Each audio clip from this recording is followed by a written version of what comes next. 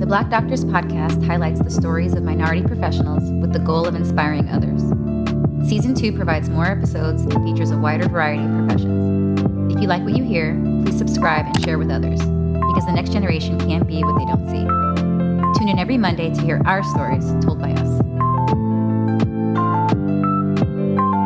All right, I'm Stephen Bradley, your host for the Black Doctors podcast. This week, I am privileged to have Dr. Darko on the line with us.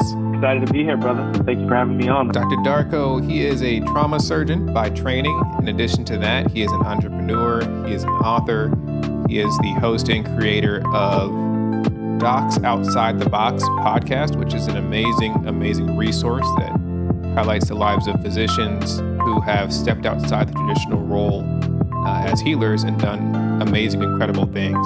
Dr. Darko, why don't you tell us about your day in, day out life as a surgeon? Yeah, so I do trauma surgery, so I take care of the sickest of the sick.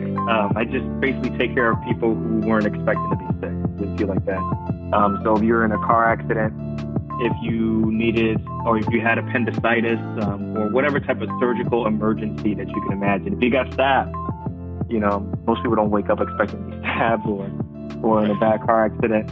I take care of those type of emergencies. And I see them in the emergency room, and then I take them to the operating room and I operate on them and I fix them. And then also at the same time, I take them to the intensive care unit. And if, they need to be in the intensive care unit, I can take care of them there. And then, help them get on their way to either going back home or going to rehab.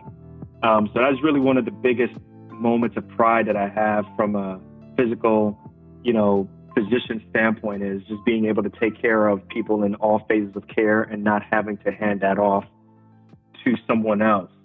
So typically my day starts at 7 o'clock, where I get sign out, from the person who was on before. And depending on which institution I'm at, because I work as a locums doc, sometimes I'll do a 24-hour shift or I'll do like a 12-hour shift. But for the most part, the day starts at 7 o'clock in the morning. And then if I'm doing a 12-hour shift, my day will just go on until, 7 o'clock at night. And that is going to the operating room. It may be going to the ICU, or it may be, just dealing with trauma patients. If I do 24 hours, then it's the same thing, but it just keeps going till the next morning at 7 in the morning. That's so interesting. So what happens if you're in the middle of a case when that turnover starts? You keep going, So let's say, for example, a case comes in at 4:45 or 5 o'clock in the morning, and, you happen to be in the OR at 6 o'clock, right? Well, if you start your case and the case goes till 7:30, you're still going. Oftentimes your whoever's there to tap you out will meet you in the operating room, and kind of talk to you about all the people on the floor, what happened the night before while you're operating, provided you're not, you can give your attention away.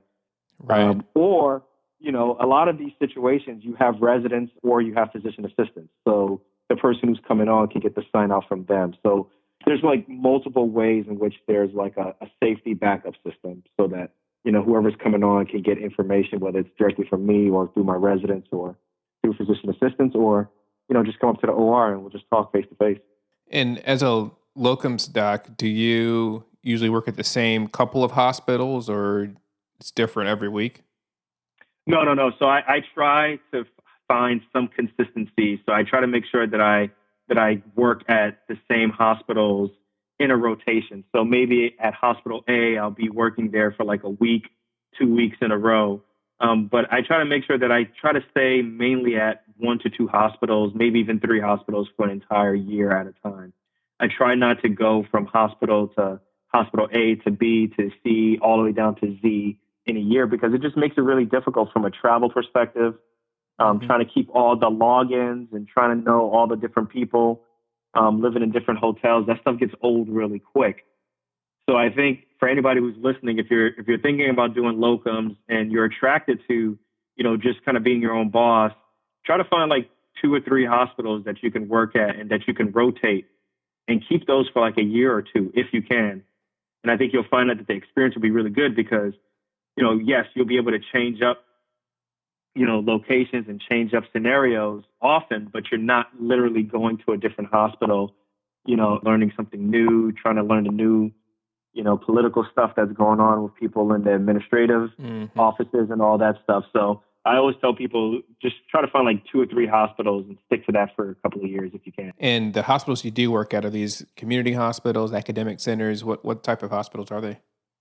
The majority of hospitals that I'm working out of are community-based hospitals or hospitals in suburban or rural areas. And I think anybody who does locums will find out that for the most part, it's not always, but for the most part, when you're working locums, you're going to find a lot of locums gigs at suburban community hospitals or rural hospitals, mainly just because just the way how America works. Like there's a huge gap in these areas, right? A lot of people want to be in the big cities or at academic centers, which is fine. But for me, a level 2 trauma center or something even lower than that is okay for me.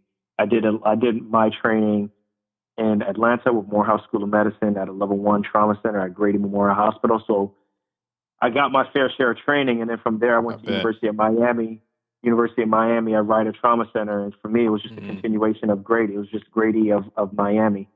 And so I got my training, I got all my thrills. So now it's just for me time to, hone in my craft, but I don't need the level 1 trauma all the time. Yeah. So when you were coming out of residency, did you know you were going to go into locums, or where did you think your practice was headed? It's a good question. So I thought so coming out of residency, that's me finishing my 5 years at Morehouse, which was amazing. If anybody is ever thinking about doing any training at Morehouse School of Medicine, is amazing, phenomenal. The training there is second to none. I loved it. So for me, coming out of residency, I knew I wanted to go into trauma, so I had an additional year. But what happened is my father got sick during my fellowship. And then you combine that with the fact that I did so much trauma in my residency that by the time I got to fellowship, I was like, all right, I kind of know what's going on. Actually, I do know what's going on already. I feel good about what's going on. Yeah. So I wanted to go out and work. Now, the question is basically what you said. When I go and work, do I go work, in a private practice, or do I go work at an academic institution? Am I employed? What have you? So what I started doing is I started going on these interviews, just like my other fellows were going on interviews. And I just started noticing that I would go to these places and I would go for like, an 8-hour interview. And, they're not telling you nothing except great things. You know what I'm saying? Right. So it's like I'll be there for 8 hours or however long, and they're telling you all this stuff, gassing you up. And then just like that, they hand you a 3-year or a 5-year contract, and then that's it. And after a while, you start getting smarter and smarter at asking questions like, well, how often am I going to be on call? Well, what happens if I go on call past a certain amount of threshold? Do I get paid more than that? What happens this? What happens that? And you start realizing as you're asking more and more questions, that experience of, it was so amazing where they were giving you jazz hands when you came in. Like all of that stuff falls by the wayside. Like, why are you asking these questions for? Or, oh yeah, don't worry about it. Nobody ever goes past these things. Right? Like nobody wants to answer those questions for you because or they know if they have to answer those questions, it's not going to be that pretty of a picture. Right? So I started to realize that. And then actually there was this place that I was interviewing at, and eventually the trauma director just literally started screaming at me over the phone, like, you need to make a decision right now and go from there. Whoa. Yeah. Yeah. So I was talking to my girlfriend about it, and I was like, and she's my wife now, and she was like, listen, like, think about it. If they're willing to treat you right now without you signing like this, imagine what's going to happen when you sign that contract. It ain't going to get no better. And I was like, you're right. You're straight. So I said no to them. And that's when I really started to really consider doing locums. And I said, well, maybe I'll do locums for a year or two, see what it's like working at these different places, and then go from there. And at first, it took me a hard time to consider because the rest of my fellows weren't doing it. So, you kind of follow the crowd and you're like, well, if my fellows aren't doing it, maybe something is wrong with what I'm doing. Right. But I can tell you right now, like not having to worry about taking that first job and deciding to do locums took a huge weight off my shoulder. And I tell you right now, like that decision changed my entire career. Right. Like if I didn't do locums, there would be no podcast. I probably wouldn't have paid off my student debt as quickly as I have. There's just a lot of things that you look back at one major decision that is opposite than what people normally do. Mm-hmm. And for me, it was that decision that really kind of put my career on a different trajectory, and one that I'm extremely happy that I decided to go down. That's incredible. Speaking of pivotal moments, because reading your bio on your website, which is Darko.com, you talked about watching the Cosby Show as a kid growing up in Queens. In those pivotal teaching moments, you said that was a point that you realized that you could become a physician. Tell us about that, as a kid growing up and making that life-changing decision to pursue a career in medicine. Yeah, man. Like, I grew up in New York City. I grew up in Lefrak City, if anybody's familiar with that. Spent like the first 10 years of my life in Lefrak City in Queens, which is literally right across the highway from where Serena Williams plays, which is, where the U.S. Open is, where Shea Stadium used to be. Now it's Citi Field, where the Mets used to play. Mm-hmm. So growing up, in the 80s, you had sports all over surrounding me. So you had the Knicks, you had the Nets, the Mets, the Jets. The Giants were really good at that time. The Knicks weren't that good, but there was all these different sports things going on, and I didn't really gravitate to that.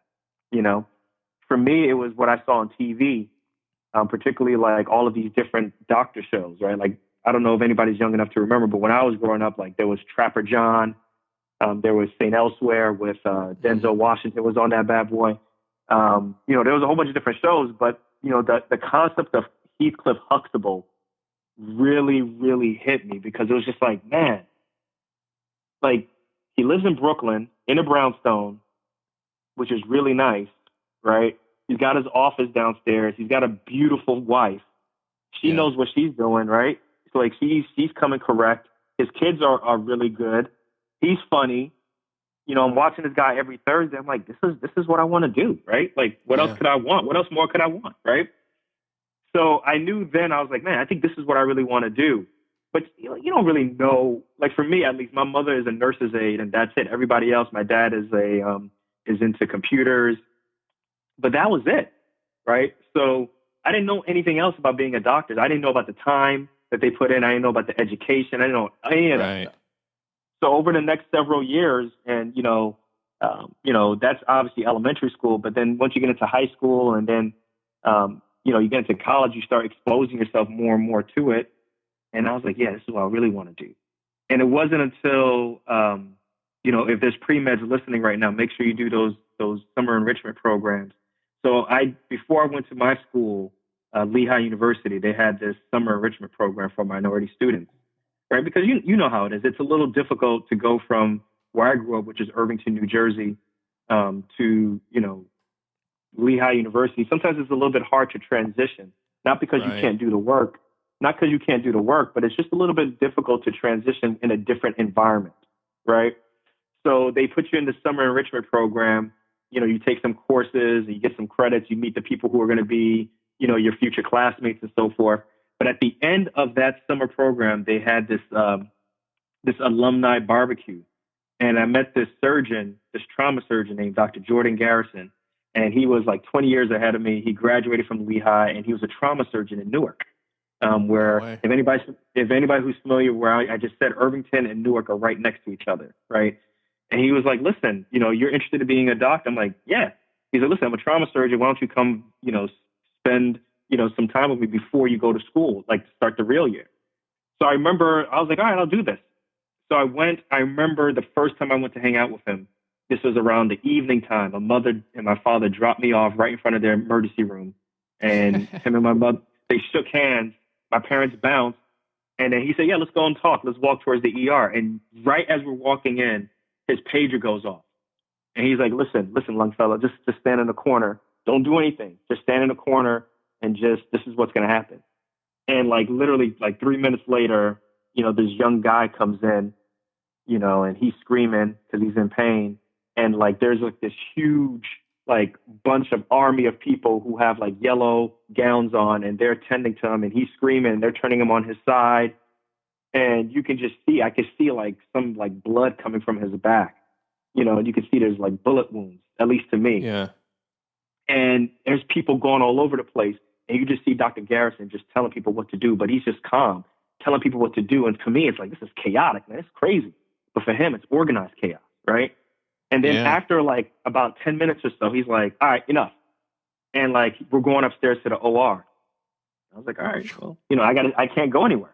So I'm not even a volunteer. So he goes away and takes the patient to the operating room, and I'm, disappearing, and I go and I watch something on TV, and then I come back and I find that he's talking to the family, and the mom is crying. She's in his arms and stuff, and he's telling her like, yeah, he's going to be okay. We had to do X, Y, and Z. I don't remember any of that stuff. I had to do X, Y, and Z, but what I remember is that he said he was going to be all right. Wow. And the moment I saw that, I was like, yeah, this is for me. I'm going to be a trauma surgeon. That's what I'm about to do. Right.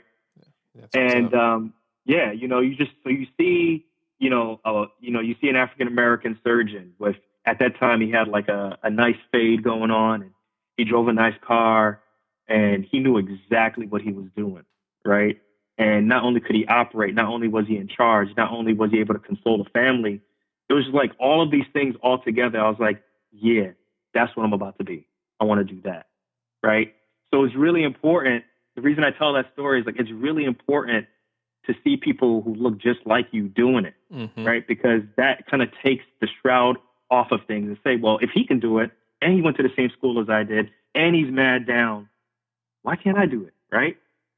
Yeah. And, afterwards, I did it. I hit potholes along the way. There's no such thing as a smooth path. I applied to medical school twice, but, I always kept my eyes on the prize, and now I'm here. That's incredible. I mean, it speaks exactly to that, the fact that representation matters. And that's something that you've done in your life and your podcast. And that's something that I'm trying to follow in your footsteps and kind of help reach that next generation. Oh, yeah, absolutely. But, the key thing, I think, what you're learning, and I've definitely learned, is not only is it important for representation, it's really important to let people know how we communicate, right? And, the reason I say that is I always wanted to create a show where I wanted to watch or I wanted to listen, if you know what I mean, right? Yeah. If anybody's familiar with the term code switching, that's basically the term of, the way how me and you talk is going to be different than the way how we talk in the operating room or in the hospital. Dr. Bradley, How you doing? This patient has acute appendicitis. He needs to go to the OR. Can you give him some preoperative antibiotics? Actually, he's kind of dry. Can you give him some IV fluids? Get his urine output about 0.5 cc's per kg per hour. And then afterwards, we'll probably go to the floor. Is that okay? All right, perfect. Let's do that. But when we talking before, it's like, yo, family, listen, man, I got this that we got to take care of. Afterwards, we'll play some ball. You see what I'm saying? Yeah, but there's nothing wrong. There's nothing wrong with talking how you talk before you code switch. Do you see what I'm saying? Mm-hmm. And the reason I say that is like, look, we all communicate, we all connect with each other in so many different ways. And for me, I wanted to create a show where it was a safe space for everyone. So I try when I do my show to make sure that my show is not very stuffy. I try to make sure we talk on like we're having pizza, like we're, having some grape soda, chilling, having fun. But the information is extremely actionable. But also at the same time, we're taking the stress and anxiety out of it, right? Because I think the way in which people communicate in the hospital versus how they communicate just, chilling, either eating pizza or on a golf course or playing basketball is completely different. So I think what you'll probably notice is that, the key thing is just not only showing people that you could be an amazing anesthesiologist and a great musician and give back, but also at the same time, you could just be you. And that's the most important thing that I try to tell people is just be you, Own it, right? Own it and double down on it, right? Like I just interviewed Dr. Wendy McDonald, right? And sister is like, she embraces her inner quirkiness, right? Like she takes, really famous contemporary music and makes parodies out of it, right? In her own quirky way. And like, she's killing it. She's crushing it on social media, but if she was worried about changing up how she talked and being really proper or, worrying about what her colleagues thought, she would never get started. And she's changing so many people's lives. Think about all the young people who are like, man, you can do that and be an OB? That's dope. I'm going to do that, So that's why it's really important that I say, yo, keep doing what you're doing. Keep helping people. Keep with the podcast, right? Because people are listening to you and watching you. but also make sure you remain who you are, because that's the most important thing too, is that, when we get to these levels, that we remain who we are and we help other people who are just like us, who talk like us, who come from our same neighborhoods and so forth. So, Yeah, Dr. Everywoman, that's her Instagram handle. yeah. Because I just interviewed her husband. I worked with Ed McDonald. Yeah. He's a GI doc at University of Chicago. Yeah. Dope family. Oh, yeah. Oh, yeah. They got a lot of talent between them. So a lot of talent. Speaking about, remaining who you are and being true to yourself. So as you progress through Lehigh College, you applied to medical school, you attended medical school. What was that process like? How did you felt that you fit in with your peers in college as well as medical school? I'm be honest with you. College was really difficult for me from a social standpoint, right? Because, I grew up in Queens, New York, and then I grew up in Irvington, New Jersey. I went to this amazing school called St. Benedict's Prep, which the best way I could describe it is imagine Morehouse College, but for high school, right? Hmm. So you have, minorities, Black folk who are running a school, who are not only the best athletes, but are also the best academically. And when I say run the school, the students run the school, right? So to go from that, where there's literally Black excellence everywhere, to going to a school where now I'm the minority, was a big culture shock for me, right? Yeah. It was a big culture shock for me. And academically, I knew I could compete, but it was just that loneliness of trying to be and hang out with people who kind of got you and stuff. And, I developed friends from every walk of life, and everybody was really sweet to me, but it was really difficult. And there was I was unsure about that. From an academic standpoint, I had my issues. I think I did okay, but I could have done better. I made my mistakes. I had to apply, twice. But, I think the lessons that I learned from college was that, it's really important to really reach out for help. It's really important to ask people and let people know, hey, look, I'm struggling with this. Can you help me with that? And I think I didn't do that, right? Because I was trying to keep this facade of, I got this. And there are all these different resources that were available to me. And if I had been more open, more vulnerable with myself, I think I could have gotten that help and done better. But that being said, once I went to medical school, right, and I reapplied twice. See, at this point, I didn't know about the Student National Medicals. I didn't know about MAPS, right? So when I reapplied twice, I was like, man, I'm this pariah. I got this scarlet letter. I didn't know that when I went to medical school that the average age was going to be 24 or 25 or 26, which means that these are people who reapplied, who either applied multiple times or maybe took some time off. Then, very quickly, when I went to the school, there was this mentor there I went to medical school out in Kansas City, Missouri, it's now called Kansas City University. It's an osteopathic medical school. But there was a mentor there who really did an amazing job trying to get the school as diverse as possible and got minority students out from basically the East Coast and the West Coast and from major cities in between, got them to converge into Kansas City, Missouri. So it literally felt like coming to this family, right? Where there was just people who you identified with, and it was just a great experience. Not only in that, Missouri? In Kansas City, Missouri, brother. You know what I'm saying? You just don't think about it, but it's true, right? You get shocked by these things, and boy, man, it was dope, man. I met my girlfriend at the time, and she's my wife now there. I met so many amazing people, and then to throw on top of it, there was this thing. I don't know. I'm sure it's big now, but when I was there, when I started med school in 2002, there was this thing called the systems-based approach to learning, which changed my learning. So for me in college, it was, okay, you take a class in biochemistry, then you take a class in biology, and then you take a class in histology, and then you take a class in whatever it may be, and they don't connect. That didn't work for me, because once I got into medical school, and it was like, okay, this is how you're going to learn now. You're going to learn about everything related to the renal system, but we're going to talk about the anatomy of the renal system. We're going to talk about the pathology of the renal system. We're going to talk about, all of these different things related to the renal system. Mm-hmm. And that was a game changer for me. I went from, doing okay in school to completely, for me, I did really well. Because now we're talking about, now I get biochemistry. That's what it has. Now I see why biochemistry is so important, because it really defines what diabetes is, right? Yeah. Now I get all of this because now it determines what kidney disease is. Now I understand how Alzheimer's works, and this is what it looks like on histology, right? But when you're just taking histology in college, or when you're just taking biochemistry, at least in my experience, that connection to medicine, to the human body, didn't occur. And that's where it was really difficult. So for me, once I got into medical school, I just really did well for me. I worked my butt off, but it was just that connection that really got me hungry.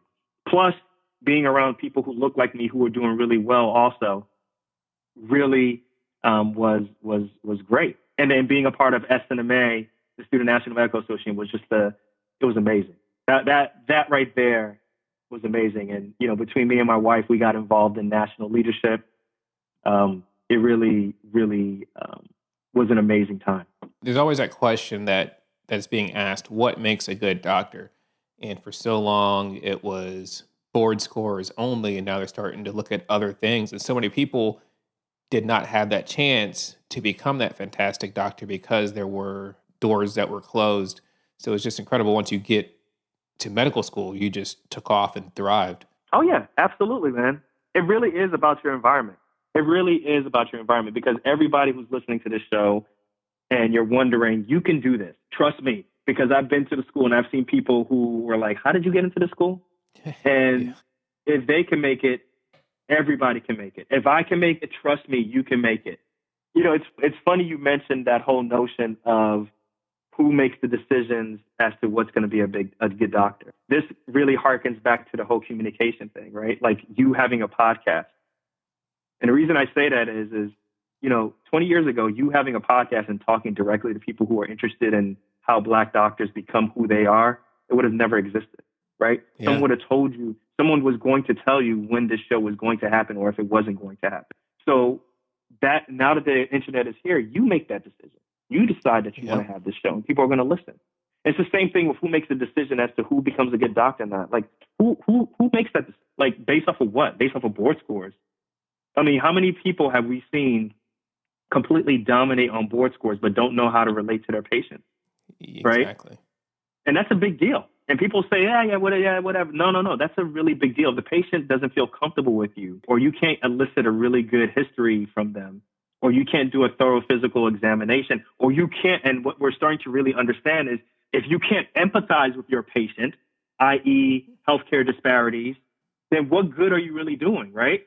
Like if you can't really understand what's the real issue as to why your patient has hypertension and really look at it more than just not taking your medications or them not taking their medications or them understanding, for me, from a trauma standpoint, why is that a certain set of patients get pain medications that have opioids in it, whereas another set of patients that have a darker hue may not get pain medications with opioids in it because someone is thinking that they have a higher chance of being addicted to it. Do you see how I'm connecting all this stuff? It's just like this is all based off of assumptions, off of good old boy type network type decisions. And I'm really glad that we're in the age now of podcasts like yours and YouTube and social media and showing people that there's just multiple ways that you can skin a cat. There are multiple ways that you can carry yourself as a physician and be a great physician. And board scores are very important, but also being able to empathize with your patient, understand where your patient is coming from, talk to your patient is just as important also. Absolutely. And it's incredible that you've used your life story, your life's work to, in my opinion, empower others to go above and beyond themselves. And to that point, I got to say you empowered me to step out and do this. I feel kind of like a little Ye and Jay-Z here. I'm on the phone with my big brother in the podcasting world. Well, but you see Ye is already a billionaire like 2 or 3 times over, and he's probably surpassed Jay-Z. So the reason I'm saying that is you keep doing the work, man. You're already there. You see what I'm saying? And it's really important right now for people to continue to share their story, no matter what it is. Like you may not be the most charismatic person. I'm not talking about you. I'm just talking in general. Like you may not be the most charismatic person, or you may not be the best looking person, or you may not be able to write very well, or you may not be able to talk very well. So in every one, you're like, well, I can't do this because, maybe I won't get the likes, or maybe they won't read my blog because I don't write very well, or maybe I use a lot of ums and ahs when I'm talking, so people won't listen to my podcast. But what we're starting to see that people really want to listen to people who they identify with. So if you're someone who doesn't speak very well, there's going to be a significant amount of people who are going to, run to you and listen to you, because they're like, well, listen, if he doesn't speak very well and he's doing X, Y, and Z, then maybe I can do it. Or if you don't write very well and you're still willing to put yourself out there, then maybe I should write. Or, like, I don't know many doctors who put people to sleep. They're anesthesiologists. They got a podcast on the side. And then they also playing, they doing Zapp and Roger, you know what I'm saying? With a piano and that. What do you call that piano, man, that you blow into, man? It's a melodica. A melodica, you know what I'm saying? Bringing me back to, computer love and stuff, you know what I'm saying? But like, that's dope. That's dope. Yeah. And you're building your own tribe, right? So it's really about just putting your story out there, living your own truth. Stop worrying about what other people think. Literally, stop worrying about what other people think, because literally there is not one person for everyone. So what I mean by that is it's extremely rare, unless you're The Rock, where literally every demographic loves you, right? But you don't have to worry about that, right? You literally just have to just live your truth, share your truth, and you will find that you'll be extremely successful there. And that's what I decided to do. Right? I am horrible at writing. I write like I'm writing, an academic paper, and I wasn't very good at talking. But I said, you know what? I'd rather talk than type it out. And I just kept at it. I kept sharing my issues of being in debt and not knowing how to invest, and getting, feeling like a target on my back with whole life insurance, and making another mistake with whole life insurance, and all of these different mistakes, and just sharing it. And it's like, you know what? It feels like I'm developing this tribe of people who, have come from a similar situation of not really wanting to worry about money, kind of looking at medicine as this noble thing, and then kind of being brought down and realizing that medicine is just important, but you got to take care of your money also. Right. And then also at the same time, you got to be able to inspire people. And that's where we're at right now. Absolutely, man. This melodica is going to get me put out the house, because my girlfriend honestly hates it. So so we'll see if I keep up with that. Yeah, man. Keep it up, though, man. Keep it up.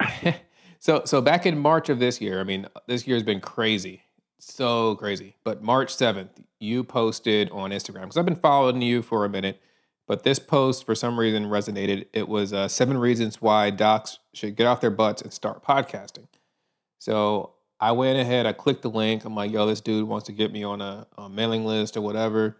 But I went and read your post, looked at your show, the Docs Outside the Box podcast. You've been doing that for what, 2 years now? No, now we've been doing it for over 4 years now. Over 4 years. Yeah, since 2016. You've had over 100,000 downloads. Yeah.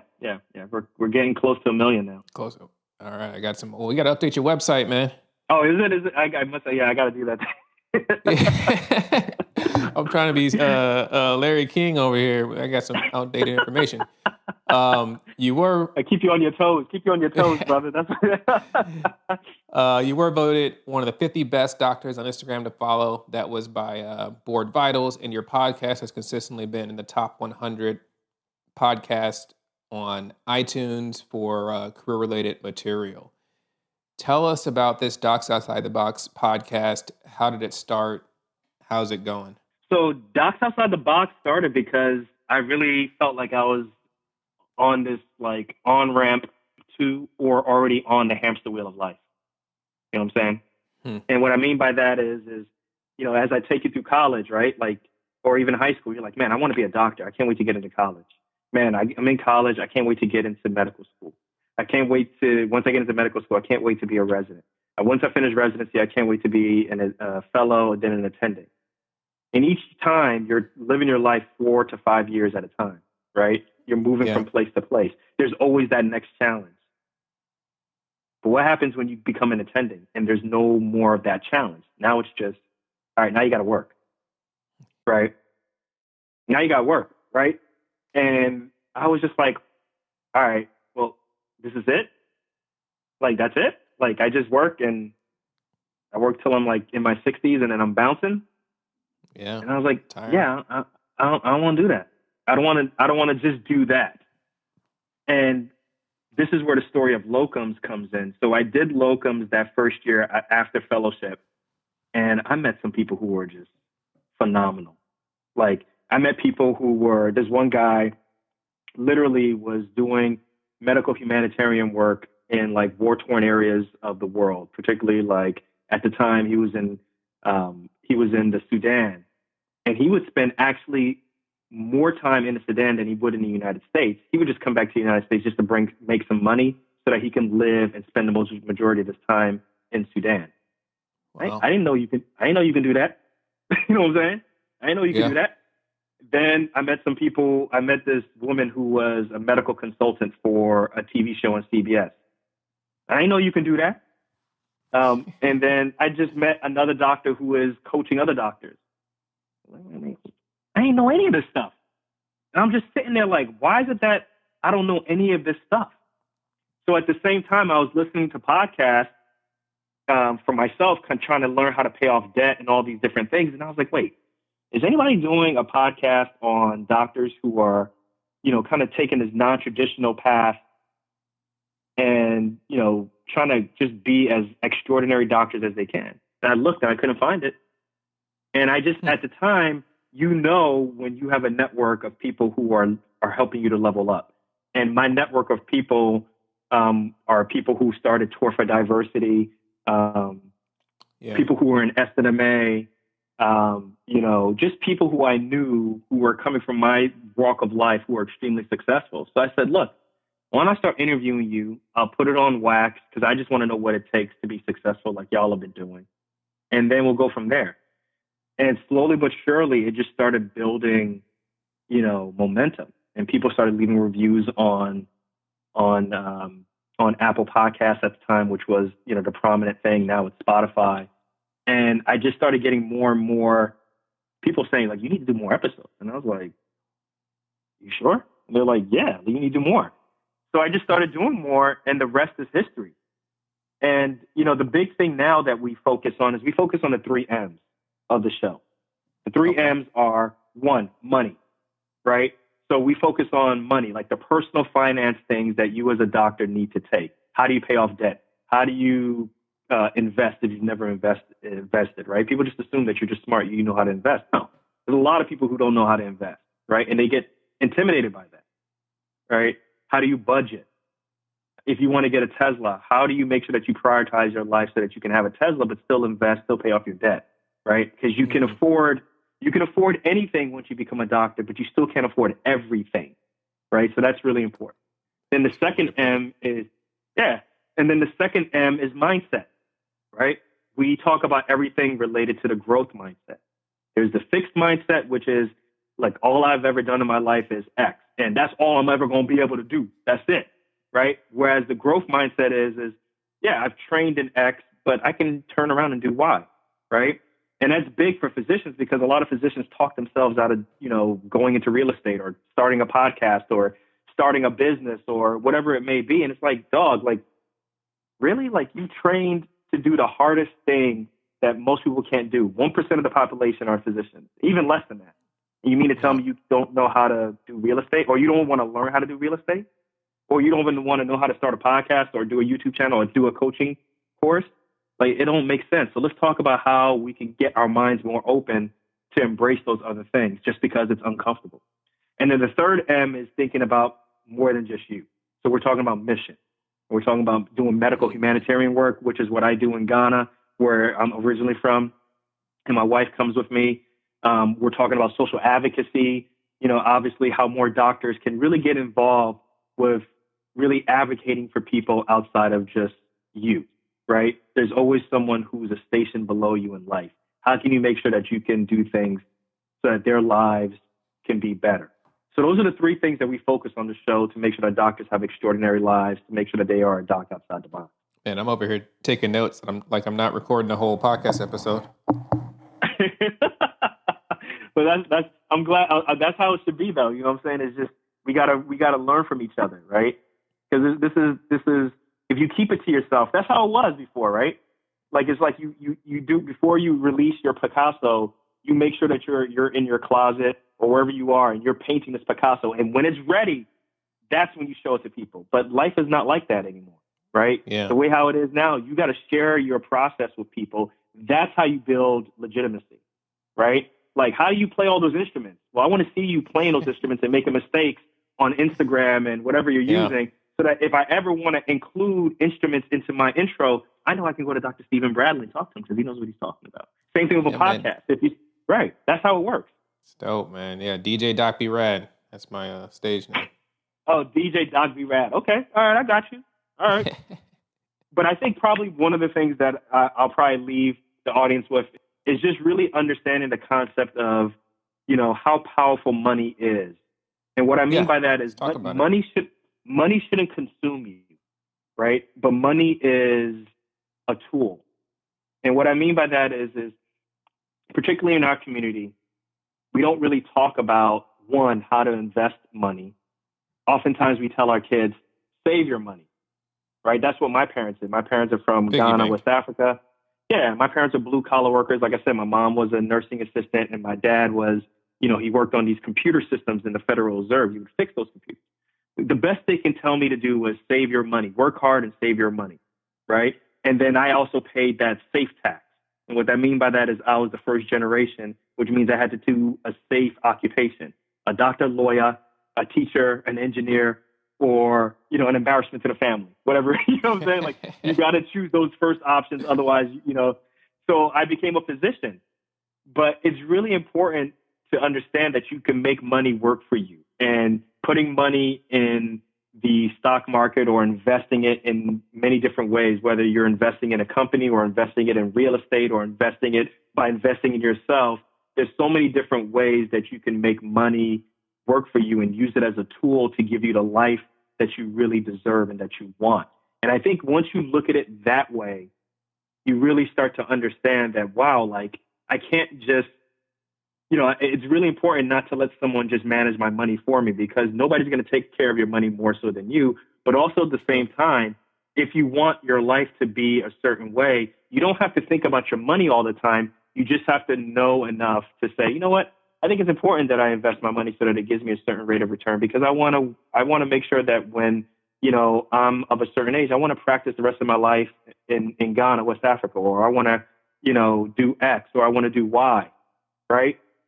Those are the important reasons why it's important to understand how to manage your money, why it's important to pay off your debt, right? And whether you do 3 years like me and my wife did, right, or you do 5 years or you do 10 years, the most important thing is that you're trying to give yourself the runway to do the things that you really want to do in life, right? Yeah. If a hospital tells you that we want you to take extra shifts, how likely are you to say, hell no, I'm going to go someplace else if you got $300,000 and if you're $300,000 in debt? Right. But if you ain't got no debt, you're going to be like, yeah, but I ain't trying to hear that. Like, I'm not doing it. Well, then we're going to have to let you go. Well, I'll just go someplace else. Yeah. Right. It's not that easy, obviously, but I'm telling you right now, that conversation is way easier to have if you have a significant less amount of debt than if you have a ton of student loan debt. So that's why I always tell people, like, yo, pay off your debt as quickly as possible. Right. Like me and my wife, we paid off $662,000 of student loan debt in 3 years. Right. We did it because, you know, she's from Brooklyn. She's Haitian. I'm from New Jersey. I'm Ghanaian. And, you know, living in central PA, it's okay, but it just wasn't where it's at for us. We wanted to be closer to our family, but we can't afford to live in Brooklyn. Yeah. Like for real, right? We couldn't afford to live in Brooklyn and pay off our debt. And we couldn't afford to live in the part of Jersey that we wanted to live in and be close to family. So we lived in 5 hours away. It was a great working environment, but we really wanted to be close to home. And we used that as a pain point. Every day that we went to work and we're not near family, we used that as a pain point to be like, yeah, you know what? Yeah, we got to pay off this debt, because the quicker we pay off this debt, the quicker we can get back home. I know we covered a lot of stuff. You've got a lot of stuff going on. Where can our listeners find out more about you, your projects? I know you do some coaching. You have your website, speaking engagements. Let us know how we can get a hold of you and what you have to offer. Yeah. So if you want to know just in general about me, go to my website, drdarko.com. That's DRN as in Nancy, IIDARKO.com. And there you'll learn about me, what makes me tick. You'll also learn about the podcast on Spotify, Google Podcasts, Apple Podcasts, Stitcher Radio, anywhere where you listen to music or where you listen to your favorite podcast. You can listen to my podcast called Docs Outside the Box. And like I said, we'll focus on the 3 M's there: money, mindset, and mission for you docs. And then on social media, anywhere is Dr. Nee Darko. People reach out to me through social media, so I'm happy to connect with anybody who's listening to the show there also. Thanks again for coming and hanging out with us and sharing. Oh, man, this is a fun conversation, man. You got a good thing going, man. Keep it up. A lot of people are going to learn and are going to be affected by your podcast. Your podcast really matters. Make sure you keep this up. So whatever I can do to support you, brother, let me know. The Black Doctors Podcast is a nonprofit, volunteer passion project with the goal of inspiring all who listen. Tune in next week for another episode of the Black Doctors Podcast with Dr. Stephen Bradley, your friendly